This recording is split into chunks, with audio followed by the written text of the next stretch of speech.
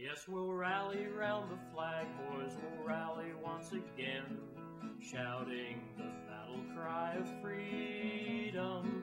We'll gather from the hillside and we'll rally on the plain, shouting the battle cry of freedom.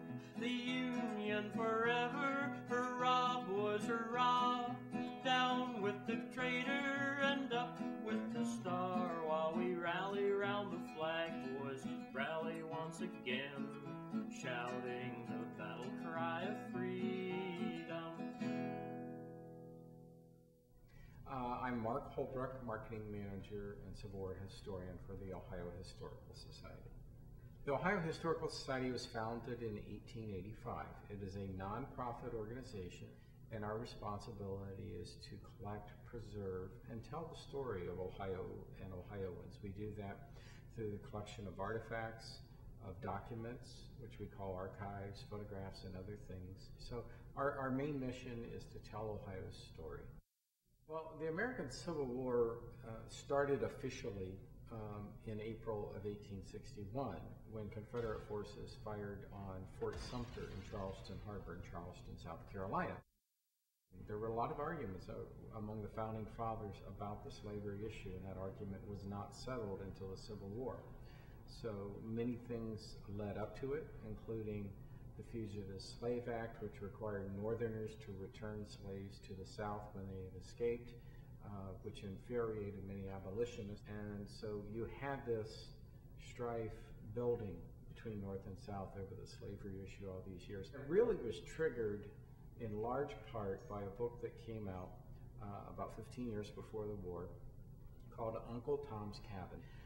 Uncle Tom's Cabin was written by Harriet Beecher Stowe. It was based upon her experiences when her family lived in the Cincinnati, Ohio area. So an Ohioan wrote Uncle Tom's Cabin, and it was that inside look at slavery and just how awful an institution it was that really prompted a lot of folks in the North to become abolitionists, to become much more vocal about outlawing slavery. Well, Columbus, being in the central of the state, was right in the middle of the Underground Railroad as it traveled through Ohio. And the Ohio as a state was a major, major part of the Underground Railroad. We find today that there are still evidence of the Underground Railroad in Columbus. Two homes in particular, that being the Kelton House in the downtown area and the Hanby House in Westerville. The Civil War still affects us today because this country is still trying to live up to the ideals of its Constitution and Bill of Rights.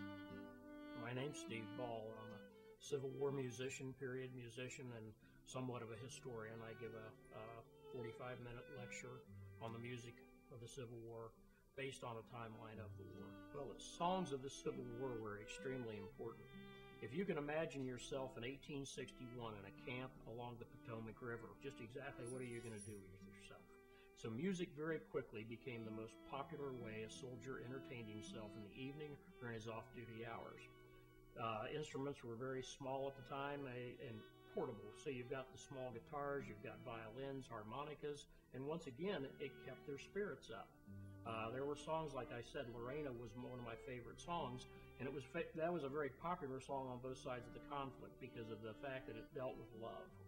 And in the Confederate camps, it made the soldiers so homesick it encouraged desertion. So in late 1864, the Confederate commander said, you can't play that song anymore. So when the war started, it was at the State House in Columbus that troops were enlisted, recruited, so there was a lot of activity in the city, as 1 in 10 of every Ohioan goes off to war during the 4 years. So that leaves a big gap in the labor force, and the same was true in Columbus as it was throughout the North and the South. It really started back during the Civil War, when women took to the factories as the men went off to war, and Columbus was a big part of that. As a matter of fact, the Columbus Blue Jackets, the NHL hockey team here in town, the name Blue Jacket is taken from Ohio Civil War soldiers, and in particular the uniforms that were manufactured in Columbus. Abraham Lincoln made his first speech in 1860, in the spring of 1860, on the east steps of the State House. This was considered to be his first political speech as part of his campaign for president. He came back again during the trip to Washington for his inauguration in 1861 and made a stop on High Street there in front of the State House. And of course, then again in 1865 in May, Lincoln made his last visit to Columbus when his casket lay in state in the rotunda.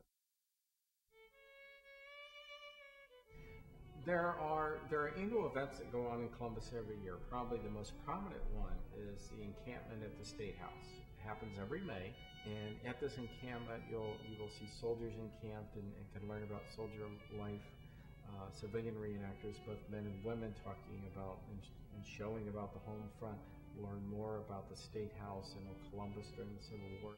Right now I'm being contracted to do my presentation, which just consists of me telling people about the war, about the songs. I do 13 songs, and it lasts about 45 minutes. But I bring a lot of the history and the timeline into the war. I had two great aunts that lived in the south end of Columbus, and they were direct descendants, as I am, of a gentleman that was in the Ohio 73rd Volunteer Infantry out of Chillicothe.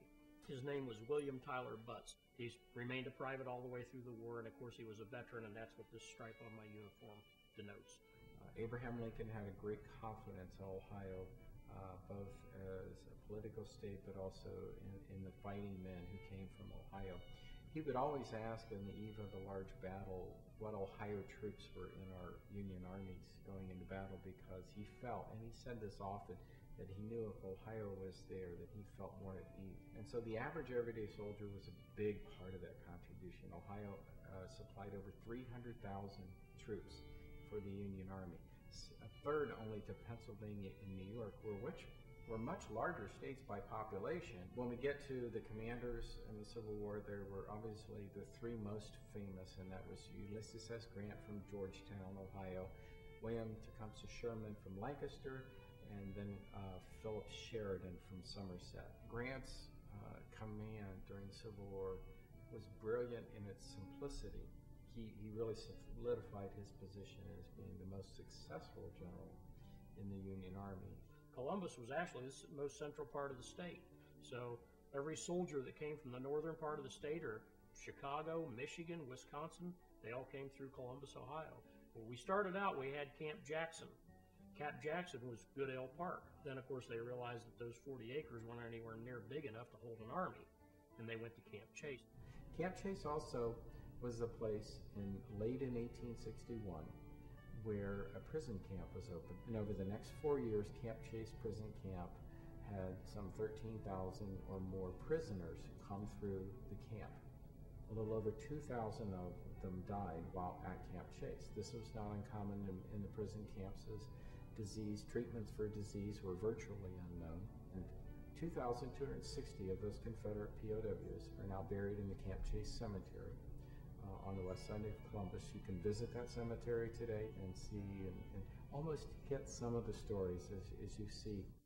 And as we approach the 150th anniversary of the Civil War, people become more interested and curious about the Civil War, maybe learning what went on in Columbus. There's one place that you can really go to on the web and find out all about it, and that's the CivilWar150.org website, because that's what the website's all about, is Ohioans contributing, telling their stories, so that at the end of this 4 years, we have an amazing story of Ohio in the Civil War that has come from all of those descendants. In my opinion, the American Civil War is the single most important event in American history. Of course, I love the history. I love the Civil War. I've always been interested in that. And of course, I love to play music. There's really nothing to me that could be a whole lot more fun than that. But the people that you meet at these things are probably the most interesting thing. Mine eyes have seen the glory of the coming of the Lord.